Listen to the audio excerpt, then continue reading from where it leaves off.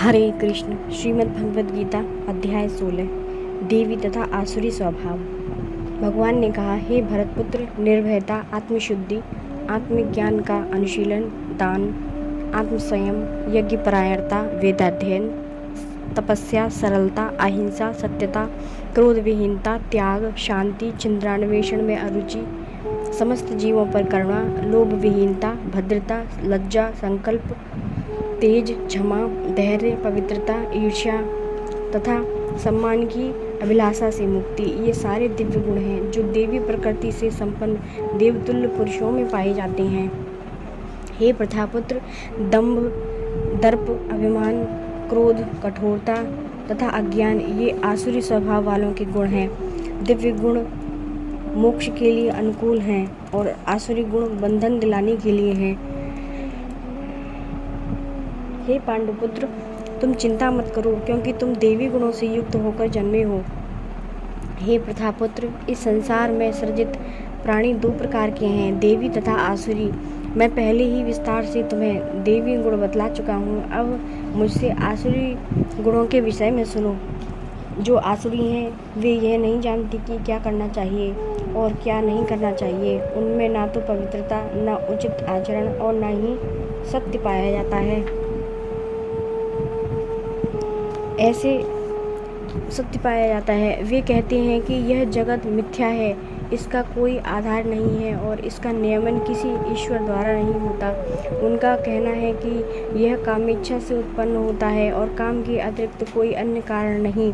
ऐसे निष्कर्षों का अनुगमन करते हुए वह आसुरी लोग जिन्होंने आत्मज्ञान को खो दिया है और जो बुद्धिहीन हैं, ऐसे अनुपयोगी एवं भयावह कार्यों में प्रवृत्त होते हैं जो संसार का विनाश करने के लिए होता है। कभी न संतुष्ट होने वाला काम का आश्रय लेकर तथा गर्व के मद एवं मिथ्या प्रतिष्ठा में डूबे हुए आसुरी लोग इस तरह मोहग्रस्त होकर सदैव क्षणभंगुर वस्तुओं के द्वारा अपवित्र कर्म का व्रत लिए रहते हैं। उनका विश्वास है कि इंद्रियों की तुष्टि ही मानव सभ्यता की मूल आवश्यकता है। इस प्रकार मरण काल तक उनको अपार चिंता होती रहती है। वे लाखों इच्छाओं के जाल में बंधकर तथा काम और क्रोध में लीन होकर इंद्रिय तृप्ति के लिए सदैव अवैध ढंग से संग्रह करती रहती हैं। आसुरी व्यक्ति सोचता है, आज मेरे पास इतना धन है और अपनी योजनाओं से मैं और अधिक धन कमाऊंगा। इस समय मेरे पास इतना है, किंतु भविष्य में यह बढ़कर और अधिक हो जाएगा।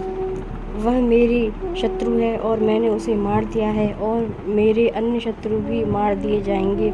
मैं सभी वस्तुओं का स्वामी हूँ, मैं भोक्ता हूँ, मैं सिद्ध, शक्तिमान तथा सुखी हूँ, मैं सबसे अधिक धनी व्यक्ति हूँ। मेरे आसपास मेरे कुलीन संबंधी हैं, कोई अन्य मेरे समान शक्तिमान तथा सुखी नहीं है। मैं यज्ञ करूँगा, दान करूँगा और इस तरह आनंद मनाऊँगा। इस प्रकार ऐसे व्यक्ति अज्ञानवश मोहग्रस्त होते रहते हैं। इस प्रकार अनेक चिंताओं से उद्विग्न होकर तथा मोह जाल में बंधकर वे इंद्रिय भोग में अत्यंत आसक्त हो जाते हैं और नरक में गिरते हैं। अपने को श्रेष्ठ मानने वाले तथा सदैव घमंड करने वाले, संपत्ति तथा मिथ्या प्रतिष्ठा से मोहग्रस्त लोग किसी विधि विधान का पालन न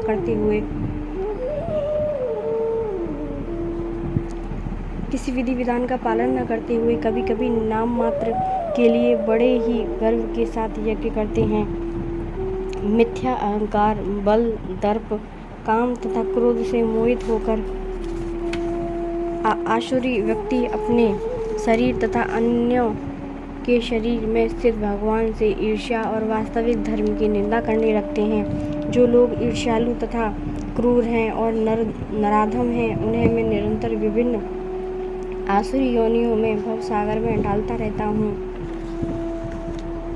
हे कुंती पुत्र, ऐसे व्यक्ति आसुरी योनि में बारंबार जन्म ग्रहण करते हुए कभी भी मुझ तक नहीं पहुंच पाते। वे धीरे धीरे अत्यंत अधम गति को प्राप्त होते हैं। इस नरक के 3 द्वार हैं, काम, क्रोध तथा लोभ।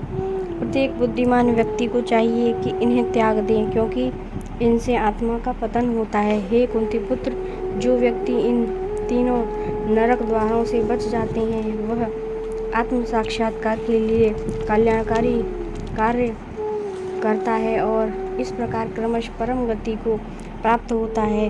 जो शास्त्रों के आदेशों की अवहेलना करता है और मनमाने ढंग से कार्य करता है, उसे न तो सिद्धि, न सुख, न ही परम गति की प्राप्ति हो पाती है। अतएव मनुष्य को यह जानना चाहिए कि शास्त्रों के विधान के अनुसार क्या कर्तव्य हैं और क्या अकर्तव्य।